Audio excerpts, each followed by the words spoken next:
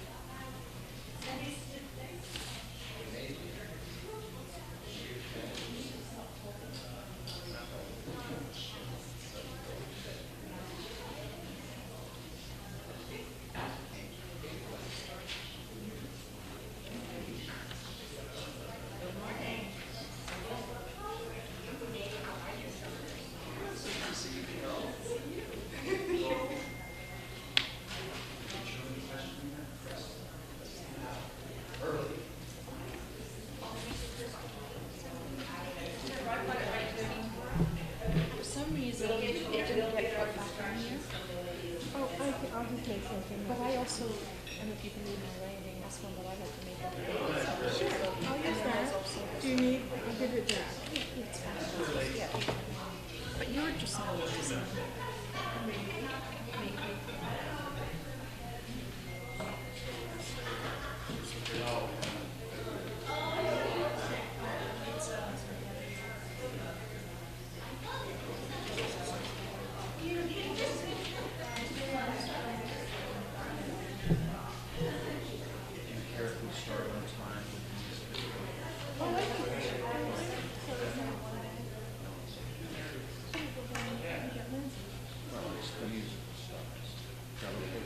That's just fine, thank you.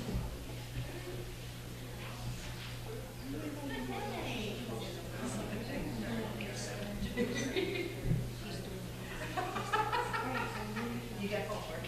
But I welcome you, but then you will be welcome for us to extinguish. Yeah. So would you? Oh, I was going to sit here. I thought that was yours. Then I'll sit on the other side.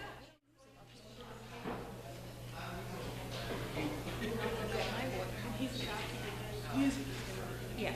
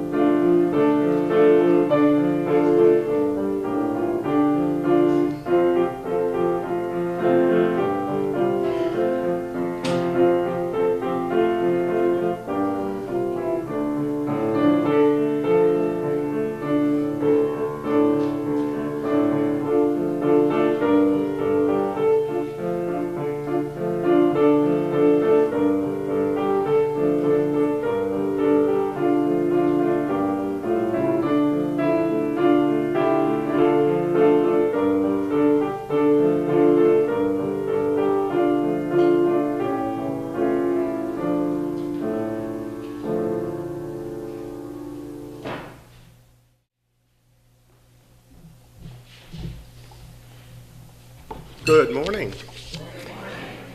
Welcome to the Keene Unitarian Universalist Church, KUUC.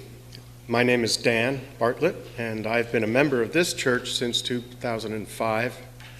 And since I found this spiritual community, I've been involved with the choir, most importantly, music committee, worship committee, and building committee sometimes. It's a heck of a building to try to keep up with, let me tell you. So today, our minister, Rowan Van Ness, is away from the pulpit, so we're very grateful to have Lindsay Bartlett and Deb Zagaski as worship leaders. If you are new with us today, you're especially welcome. Please sign our guest book at the front of the sanctuary, and please come and meet some wonderful people at coffee hour in our parish hall just through the doors to the right. Each week, we designate an ambassador to welcome newcomers and to answer any questions you might have. This week, our ambassador is Deb McClay. So feel free to wander up to her or anyone for a chat. Now, I'd like to invite you to look at the back of your order of service. And we're going to recite together the mission statement. So if you've found that, let's recite together. The people of KUUC are committed to actively creating compassionate community and working for a fair and peaceful world. And before you look away from the back, there are events that you could see that are coming up. So that might interest you too. So please silence your cell phones, but you do not have to silence your children, whose noises are always welcome in our sanctuary. And once again, I say welcome. May you find joy in this hour, a message worth hearing, and many good reasons to join us again.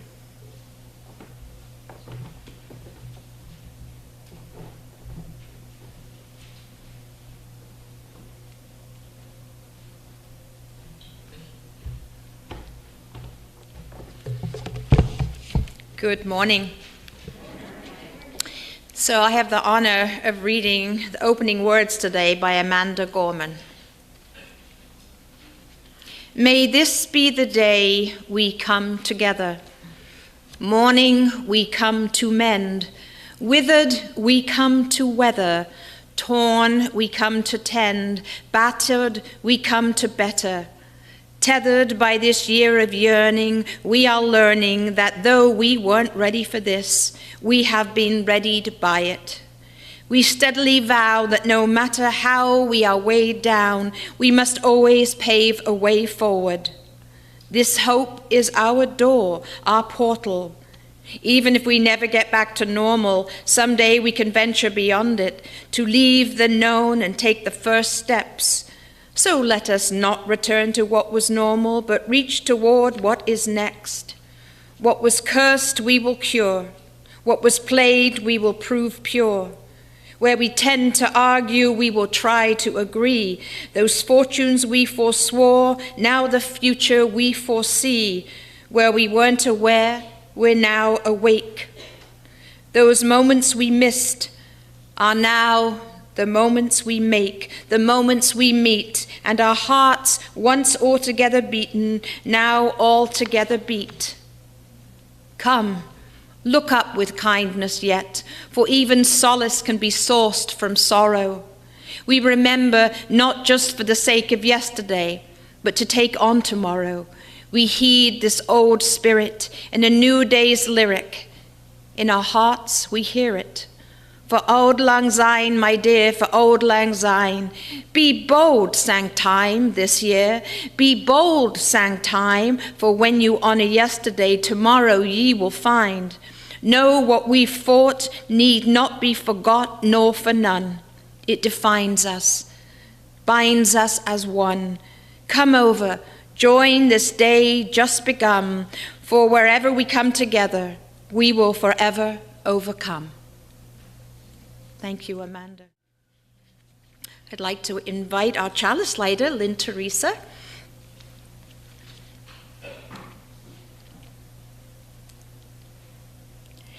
And you will find the chalice words in your program.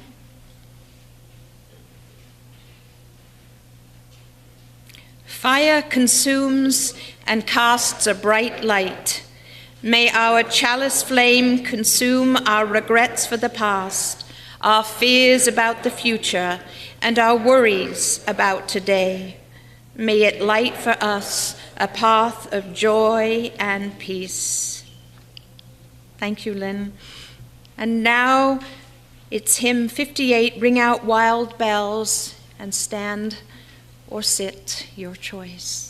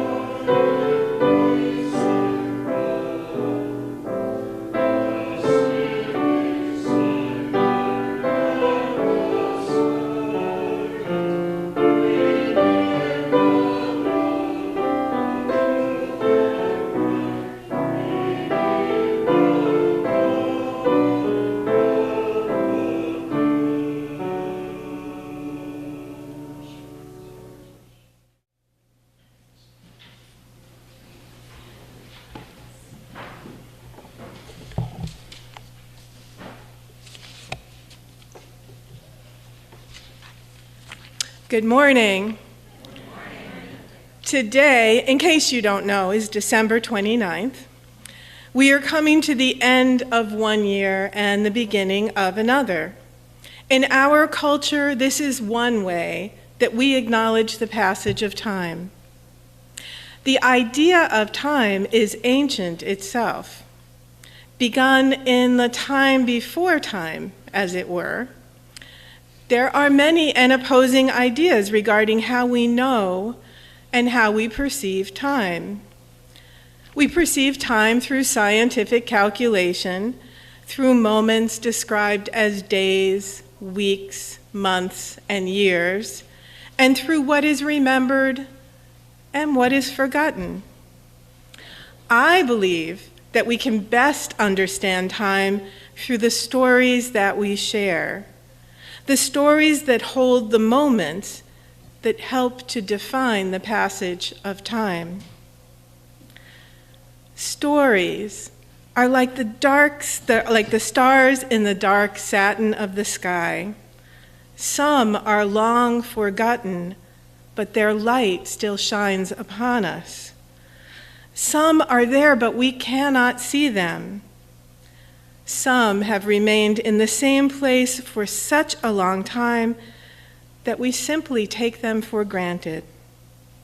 Some show us the way through the darkest night, and all together they form a sky we look up to for meaning and inspiration as we move forward slowly but persistently, step by step.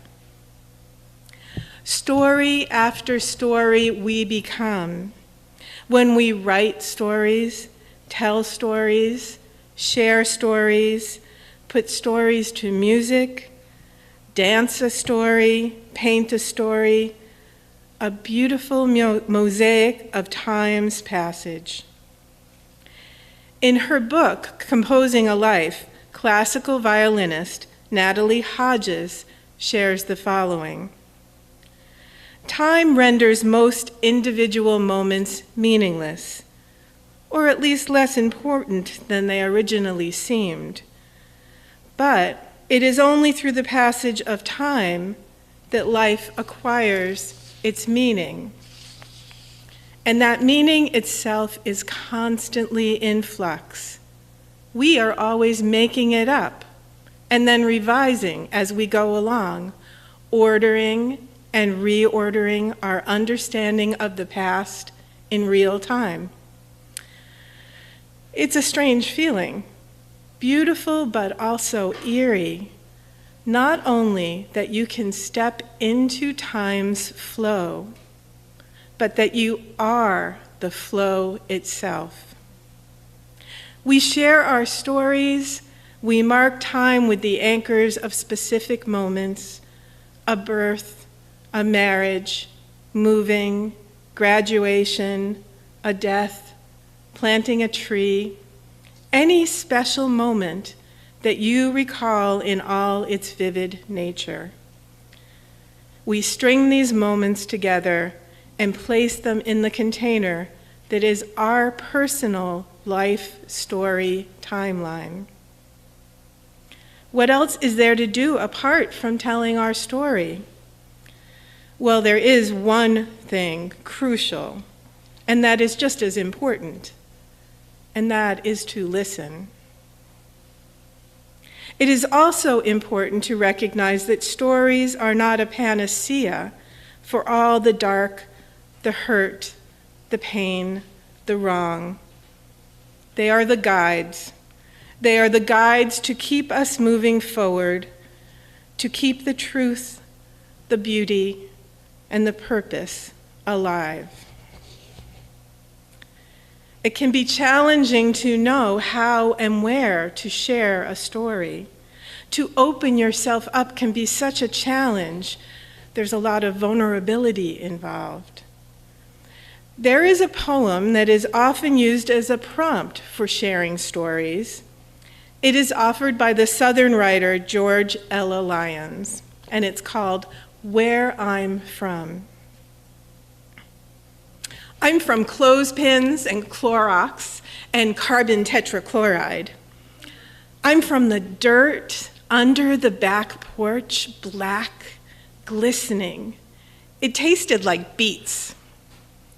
I'm from the forsythia bush and the Dutch elm whose long gone limbs I can remember as if they were my own. I'm from fudge and eyeglasses, from Imogene and Alifer. I'm from know-it-alls and pass it on, from perk up and pipe down. I'm from He restoreth my soul with a cotton ball lamb, and 10 verses I can say myself. I'm from Artemis and Billy's branch, fried corn and strong coffee. From the finger my grandfather lost to the auger, and the eye my father keeps shut to keep his sight. Under my bed was a dress box, spilling old pictures, a sift of lost faces. They drift beneath my dreams. I am from those moments, snapped before I budded, leaf fall from the family tree. There is a copy of this template in your order of service today. Be careful when you open it because there's another little sheet of paper in there and you don't want to lose that, now do you?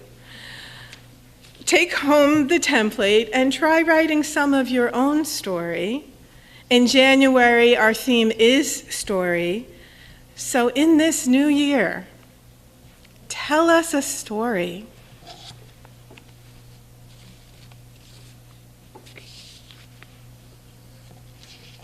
And now I have a reading by Howard Thurman.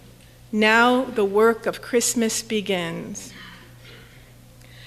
When the song of the angels is stilled, when the star in the sky is gone, when the kings and the princes are home, when the shepherds are back with their flocks, then the work of Christmas begins, to find the lost, to heal the broken, to turn the page, to feed the hungry, to release the prisoner, to rebuild the nations, to bring peace among the people, to make music in the heart.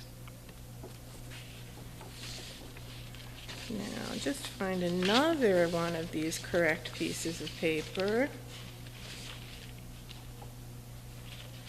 Well, I think we know how to do this. We are all so grateful for this community that is Keene Unitarian Universalist Church and the works that happen through the hands and hearts of this community. So now please be as generous as you can, and we will collect an offering for this church, this community, and the good works that it does. And our offertory is offered by Susie Erickson West, The Secret of Life by James Taylor.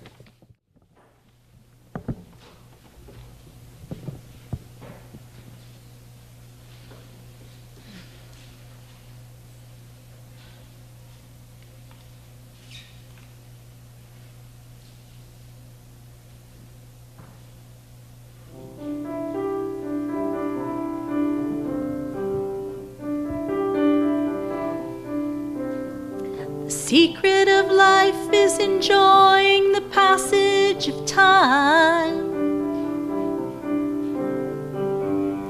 Any fool can do it. There ain't nothing to it. Nobody knows how we got to the top of the hill. But since we're on our way down, might as well enjoy the ride. The secret of love is in opening up your heart.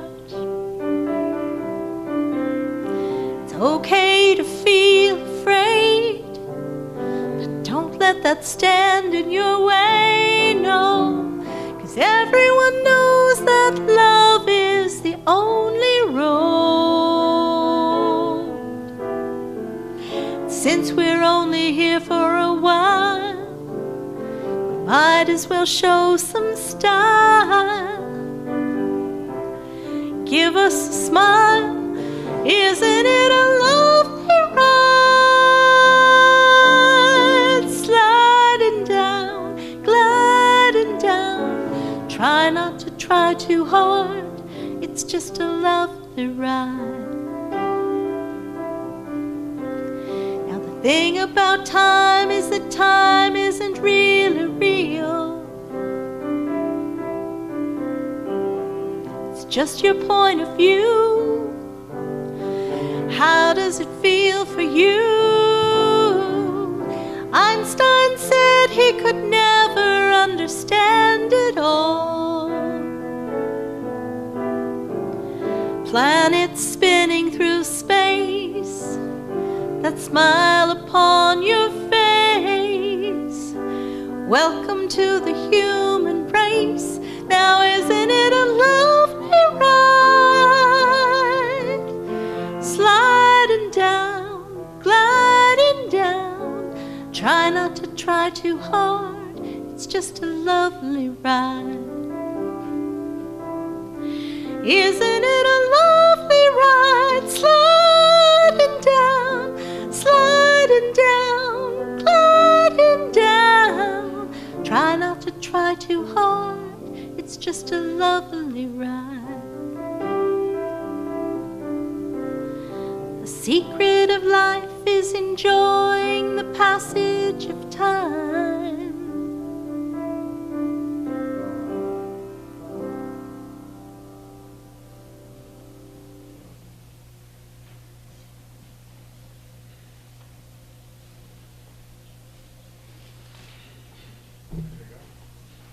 May these gifts be gratefully received and used for the good of all.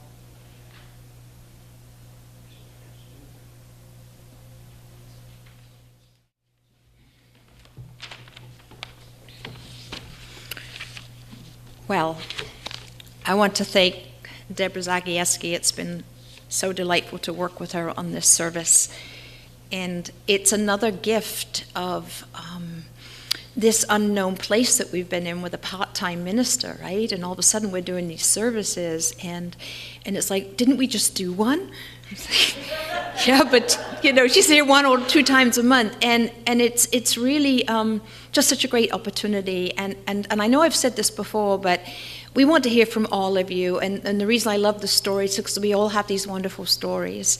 And it doesn't mean that you have to be up here if that's not where you want to be, but everybody here has stories. And so I hope that you do sort of take advantage of that prompt. That we don't like to give you homework, but the hope is that will actually be really a wonderful opportunity for you.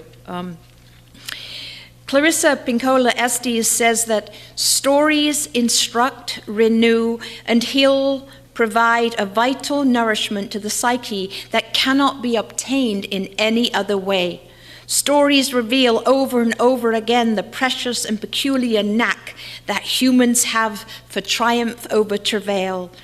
They provide all the vital instructions we need to live a useful, necessary, and unbounded life. A life of meaning, a life worth remembering. So I wasn't sure what reflection or story I might share today about our New Year's theme. After discarding a variety of ideas, perhaps for another service, I decided to try the writing exercise and prompt, what am I? After all, we are inviting you to do it, so therefore maybe I need to do it. Well, so I tried it, and this is a stream of consciousness writing, a mere snippet of my life's journey. I'm sharing this with you because I found it a great way to siphon out all the unnecessary overthinking and messiness that trips me up.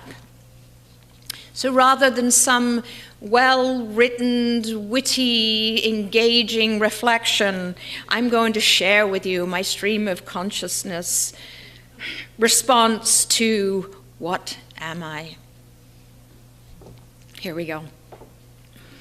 I am from Christmas crackers, pillowcases on the bed laden with Santa's bounty, from mince pies, bacon-wrapped sausages, Christmas pudding, and tipsy Grandma Mabel singing Knees Up, Mother Brown. I am from the limits of my parents' longing, spring daffodils and new forest walks amongst the wild ponies. From summer Sundays by the sea, sandcastles, sunburn, and chocolate ices. I am the girl who got stuck in a pipe when she was 5 and jumped out of a plane when she was 16.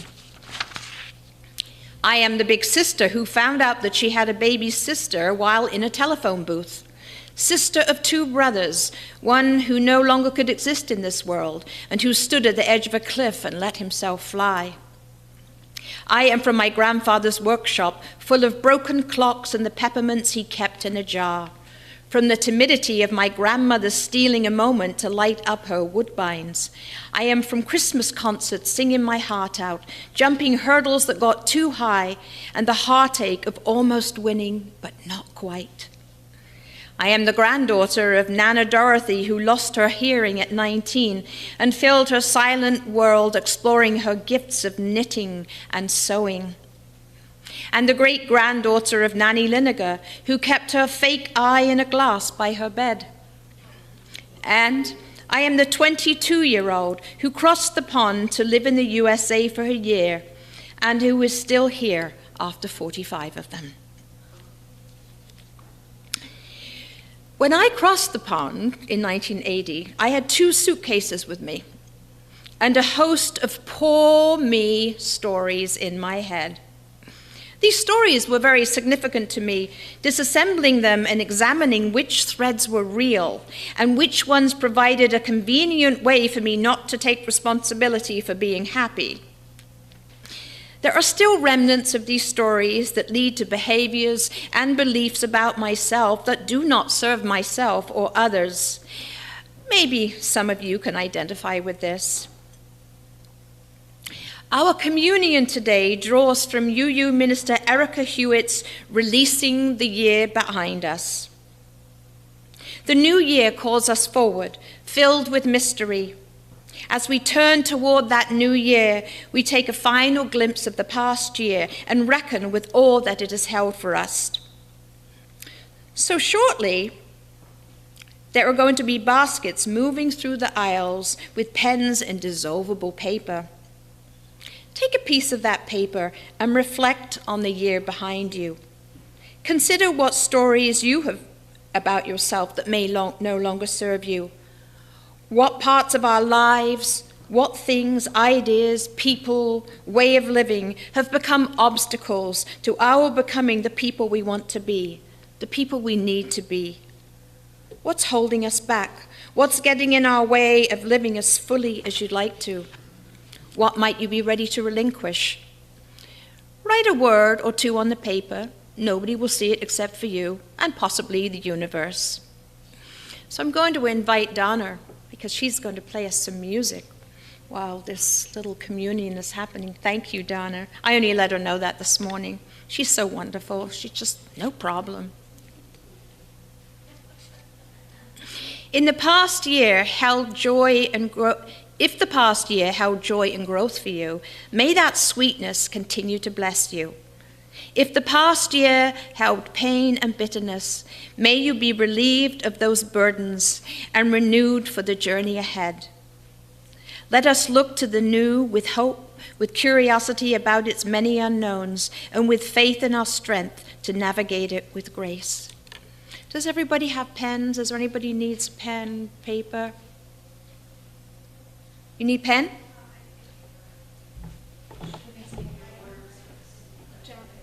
Oh, there we go. Lovely. I might have known that was taken care of.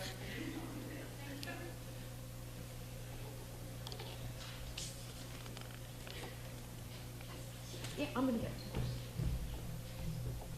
Tom, may I have one for myself and then for Tom?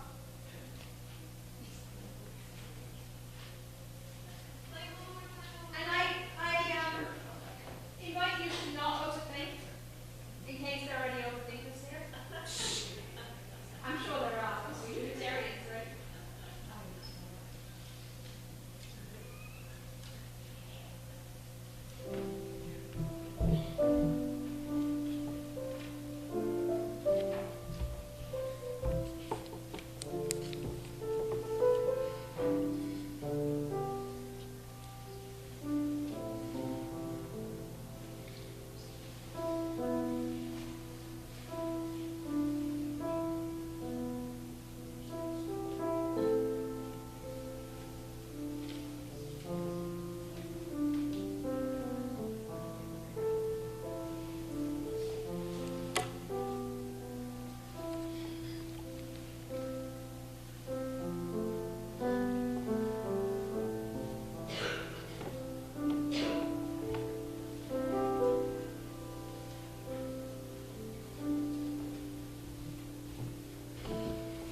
So when you are ready, I'm going to invite you to bring your piece of paper, put it in the water, and I invite you to take a feather representing the hope you would like to bring into this new year. And there's not a lot of us, so I'm not going to tell you how to come up and how to sit down.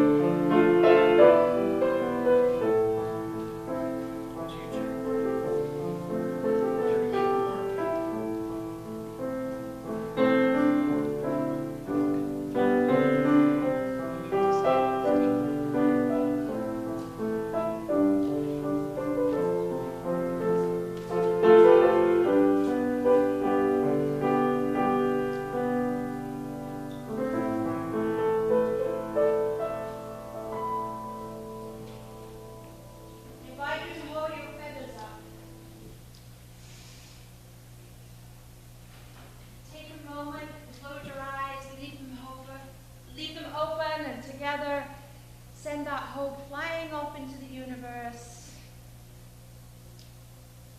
And take a couple of deep breaths.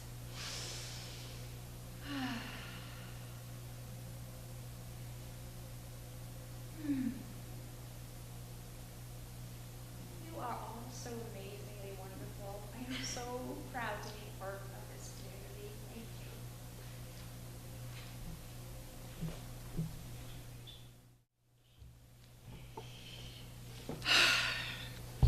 So we have a prayer for you by Beth Monhelan. In this new year, may we leave behind the weight of unfulfilled resolutions, of unrealized dreams, and of unrealistic expectations.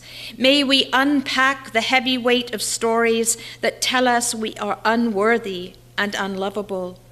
May we remember that we carry inside of us a spark of the divine. In this new year, may we carry kindness, gentleness, and hope that hold us through even the hardest days and most daunting risks. May we carry the weight of memory that reminds us of who we are, and the weight of spirit that reminds us we are still becoming. May we carry the seed of knowledge that teaches us that improvement and growth aren't linear and individualistic, but are cyclical and communal. May we carry the wisdom to seek rest and connection, to lean into mutual care. May we carry the certain belief that when we have patterns of thinking and behaving that harm ourselves and others, we can seek resources that will help us move toward healing. May we carry the knowledge that happiness and success take many shapes, and one of those shapes is purpose.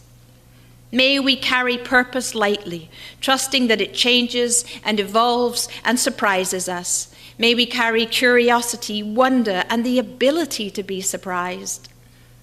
This year, may we carry space for all of our flaws, all of our longings, and all of our love, remembering that the truly daring adventure of life is not to be better, best, but to show up wholly, authentically, lovingly as ourselves. May we carry these prayers and carry each other into the new year. And I'm going to invite Deborah to come share a Hanukkah blessing.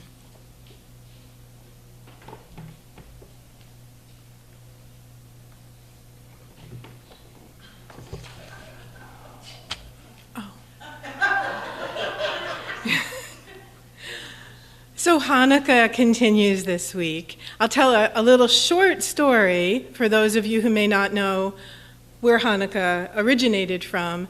So in Jerusalem, there was a temple. It was a sacred space for the Jewish people, and they'd go there to worship.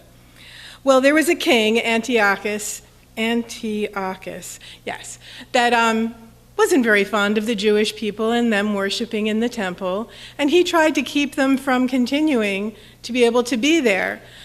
But the Jewish people were strong, as they have been throughout history, and they fought back against the soldiers of Antiochus. And one of the miracles is they were able to win back their temple and to go in and worship. Now, in the time that was going on, what they used to light the temple space were oil lamps. And during that time, they ran out of oil. They only had enough oil, they thought, to light one lamp. So it was going to be a little bit sad. It would be kind of dark.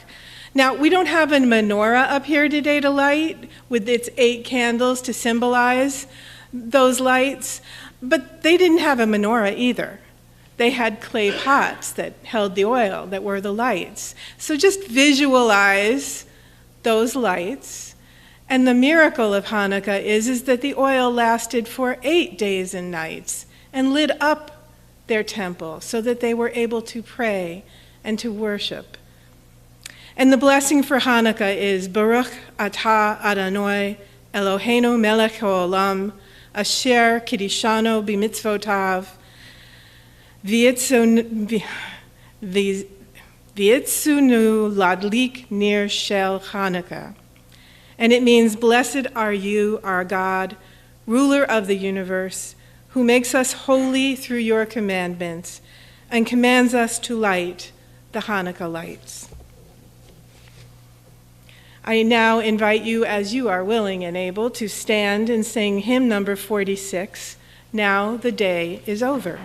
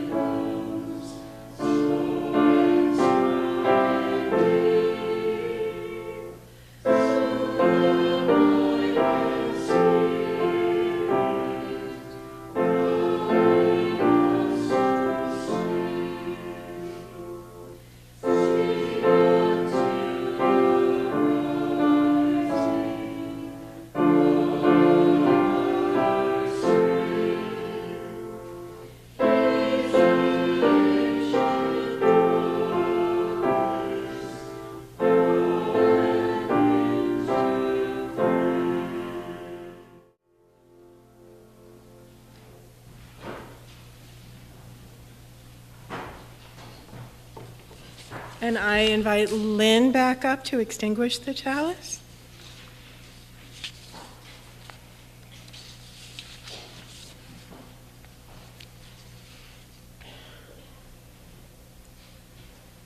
And you can join in the chalice extinguishing words in the order of service.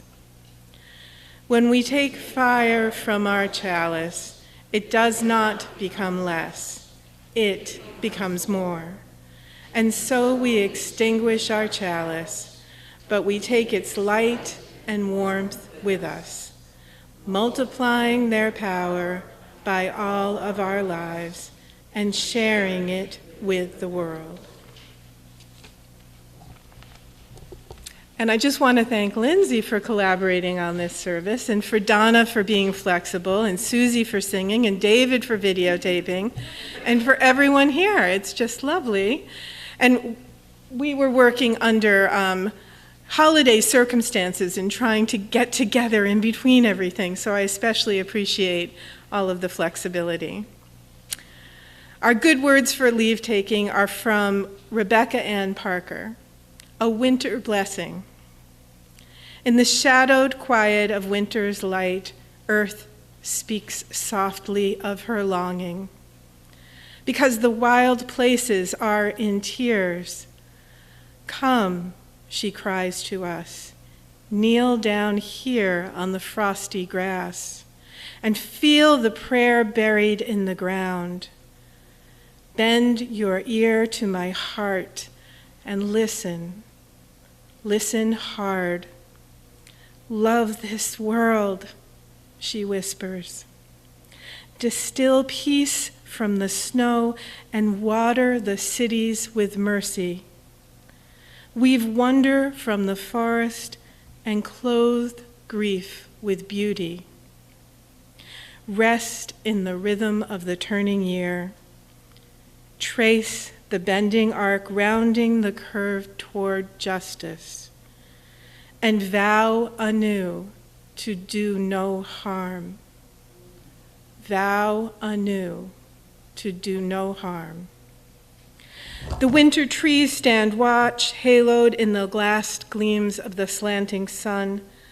Glory sings here. Heavens echoes the call, repeat the sounding joy. Make your life the answer. Bow. Praise. Rise. Here ends our service. Blessed be. Amen.